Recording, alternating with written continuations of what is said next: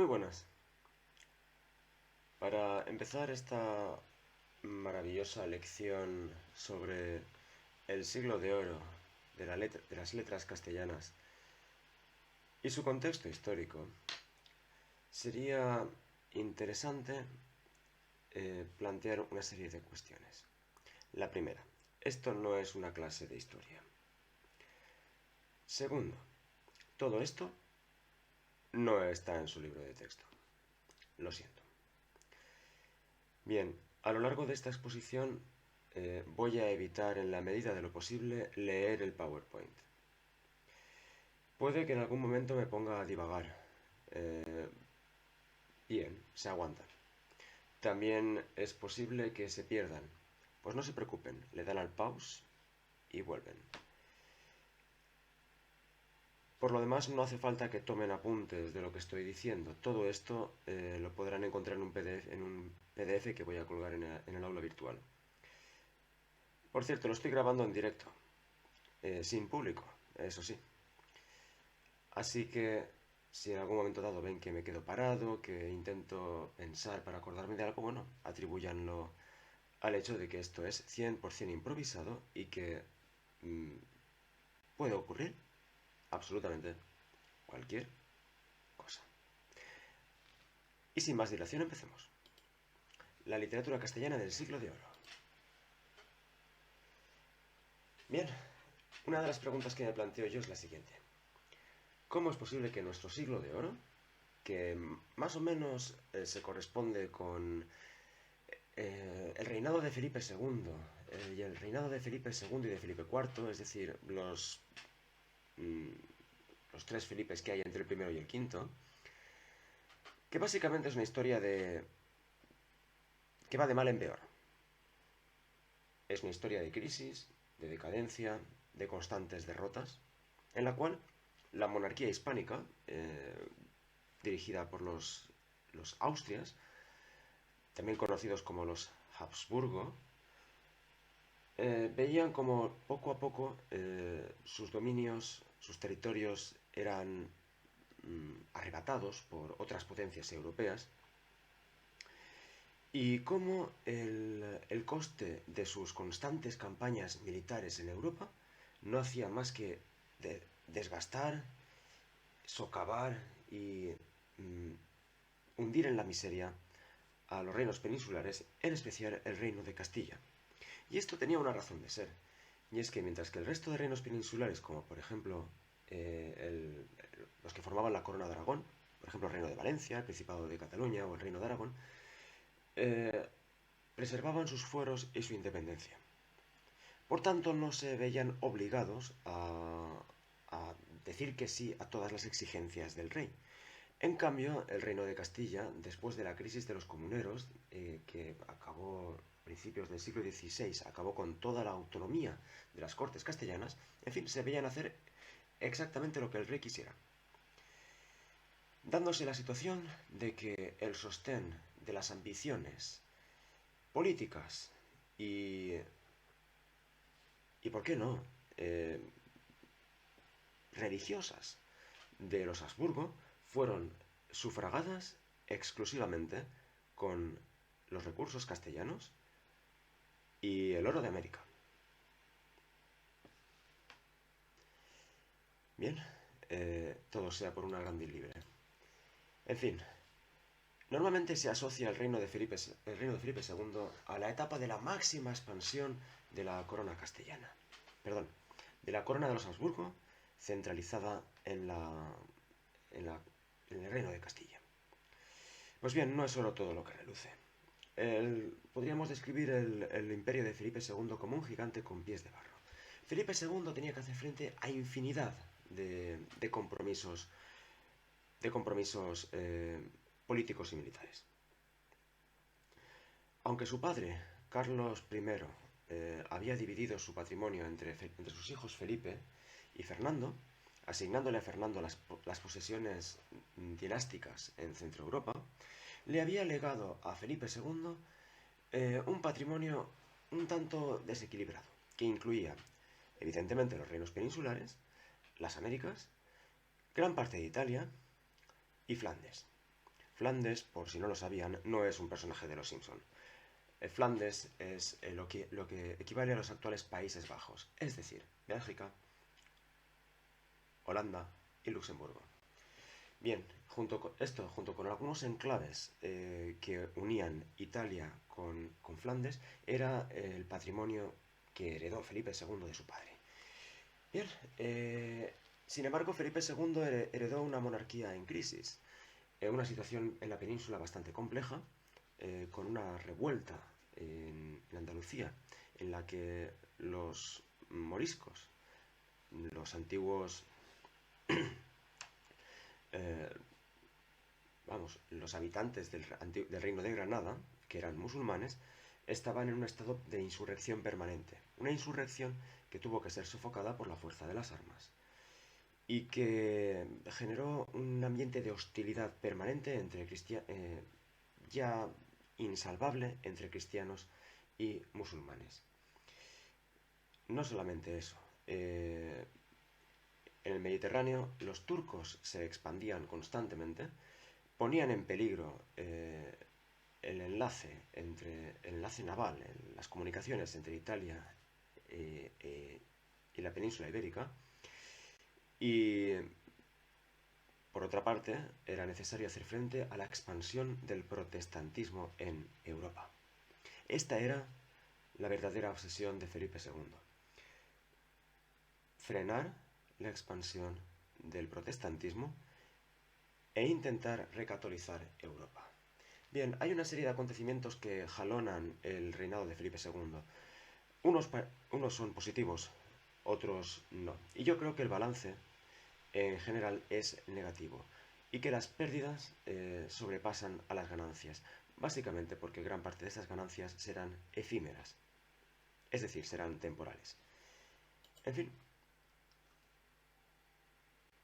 vamos a ver qué tenemos por aquí. No te cierres. No te cierres, hombre. Ay, señor. Bien, aquí tenemos a Felipe II. Nombre muy serio. Bien, lo primero que marca, aparte de la rebelión de las Alpujarras en Granada, es la rebelión de los Países Bajos y la secesión de las 7 provincias del norte, lo que hoy en día es Holanda. Y todo esto por culpa del protestantismo. Estas provincias del norte de Holanda se habían convertido al calvinismo durante la época de Carlos V. Y Felipe II esto no lo llevaba muy bien. Así que intentó evitar que se separasen por las bravas, enviando a Flandes a su mano derecha, el duque de Alba. El duque de Alba tenía bastante mala baba, y lo que consiguió fue que los protestantes se sublevaran. Esta revuelta, que empezó con la ejecución del duque o el conde, ahora no recuerdo, de un tal Egmont, inició un conflicto que fue absorbiendo dinero y recursos de la monarquía desde el año 1566 hasta el año 1648. Casi un siglo de conflicto. Pero un acontecimiento positivo lo encontramos en la famosa batalla de Lepanto, que se saldó con una victoria de la armada cristiana sobre la armada turca. Esto garantizó la pacificación del Mediterráneo durante casi un siglo y tuvo consecuencias muy positivas para la monarquía hispánica. No a nivel económico, porque esta victoria costó bastante dinero, sino sobre todo a nivel de prestigio. Más relevante incluso fue la unión dinástica con Portugal. Bien, el rey de Portugal, no recuerdo ahora el nombre, murió sin dejar descendencia. Y el heredero masculino al trono, por línea indirecta más próximo, era ni más ni menos que Felipe II. Así que, gracias a las gestiones de algunos aristócratas portugueses, la influencia del Papa y un gran éxito de la diplomacia castellana, hizo que Felipe II fuera coronado como rey de Portugal. Por tanto, todas las colonias portuguesas, tanto en América como en Asia, se incorporaron a la monarquía de los Habsburgo. Estoy hablando de Brasil, estoy hablando de los enclaves en Angola, Mozambique y el sur de África, estoy hablando de posesiones en la India y en Indonesia. Como pueden ver, un imperio colonial nada desdeñable. Pero todo esto acabó en agua de borrajas porque en 1588 no se le ocurrió otra idea mejor a este caballero que reunir toda la armada y emprender una quimérica invasión de Inglaterra, básicamente porque en Inglaterra gobernaba una reina protestante, Isabel, y eso a Felipe II no le molaba. Felipe II dijo no, nada de protestantes, nada de tonterías, todos católicos. Y Isabel dijo, pero hombre, por favor, no seas plasta. En fin, resumiendo, Felipe II congregó una flota inmensa a la que llamó la Armada Invencible. La congregó en los puertos del norte de la península con el plan de ir hasta los Países Bajos, recoger allí a las casi invencibles fuerzas terrestres castellanas, los famosos tercios, embarcarlos en esta escuadra, cruzar el Canal de la Mancha e invadir Inglaterra. Bien, una advertencia les tengo que hacer yo. Si alguna vez tienen que pelearse con un inglés, háganlo en tierra firme. Los ingleses en el mar son básicamente invencibles, no hay nada que hacer con ellos. Y esto es algo que Felipe II aprendió muy a su pesar cuando su preciosa armada fue prácticamente aniquilada en este fútil intento de invadir las Islas Británicas. En fin, como reza la canción, Rule Britannia y adiós Felipe II.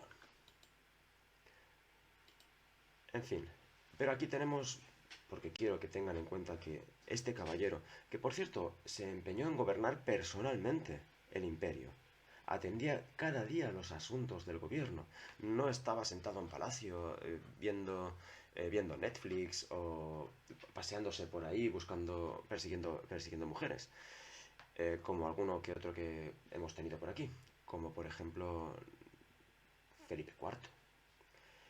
Este hombre era muy trabajador, muy serio y muy religioso. Y este es el alcance de su imperio. Lo que está en azul es el territorio patrimonial que Felipe II heredó de Carlos V. Lo que está en color rosa forma parte de las posesiones de la corona de Portugal.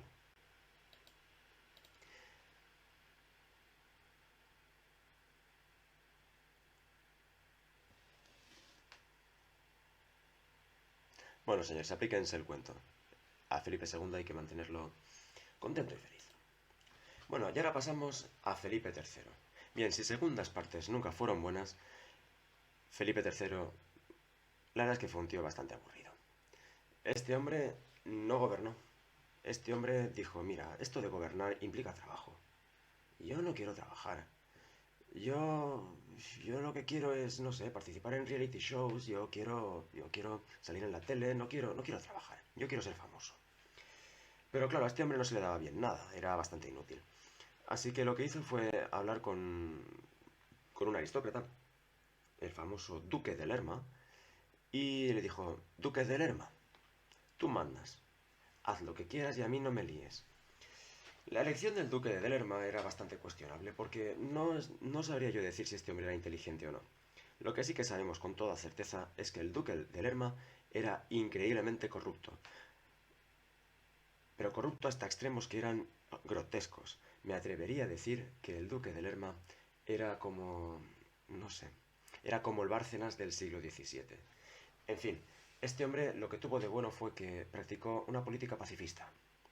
No porque le gustase la paz, sino porque no tenía dinero para hacer la guerra. La situación que había legado Felipe II al morir no era muy halagüeña. El Estado estaba en bancarrota, el ejército estaba prácticamente al borde del colapso y la Armada, bueno, la Armada se había rehecho, pero la situación no invitaba a conflictos. Así que lo que hizo fue el duque de Lerma lo que hizo fue dedicarse a la diplomacia y establecer treguas, tanto en los Países Bajos, firmar la paz con Inglaterra y procurar no meterse en líos. Eso sí, como algo tenía que hacer en sus ratos libres, se tomó la decisión de expulsar de la península a los moriscos, la minoría musulmana. Esta expulsión se decidió en 1609 y culminó en 1611. Se calcula que aproximadamente medio millón de moriscos abandonaron la península ibérica y se refugiaron en el norte de África, donde la mayoría de ellos encontraron un destino horrible.